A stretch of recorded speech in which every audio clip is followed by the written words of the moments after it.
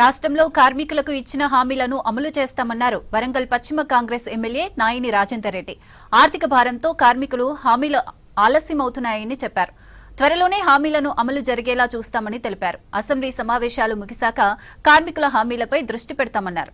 హనుమకొండలోని హయగ్రీవాచారి మైదానంలో హమాలీల మహాగర్జన సభ నిర్వహించారు. ఈ సభకు హమాలీ కార్మికులు భారీ సంఖ్యలో హాజరయ్యారు.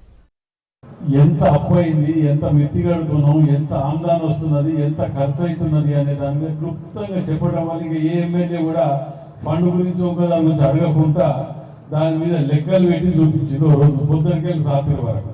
అయినా మరి ఇచ్చినాం కదా నా వాగ్దానాలు మరి ఏ విధంగా చేయాలి కదంటే తప్పకుండా చేసి తీర్థం అనేటువంటి అనుమానం లేదు. 2 రోజులు ఎంతో ముందో కానీ తప్పకుండా గుర్తున్నాయి. వాటన్నిటిని కూడా నేను తప్పకుండా చేస్తాను. ఇవాళ నిజంగా కూడా చెప్పానంటే 3500 ఇండ్లు ఒక్కొక్క నియోజకవర్గానికి. ఎక్కడికి పోయినా ఓపెనింగ్ పిలిచి గోవ పెడతాను కనిపించింది. ఏది కార్మికులు కానివ్వండి, పేద వర్గాలు కానివ్వండి.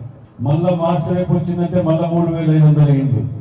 రేషన్ కార్డు అనేది చూసినామా 10 ఏళ్ళల్లో, పెన్షన్లు చూసినామా. ఇవన్నీ కూడా ఈ మధ్య కాలంలో ఒకటి వస్తూనే ఉంది. సన్నబియ్యం తింటామని అనుకున్నామా?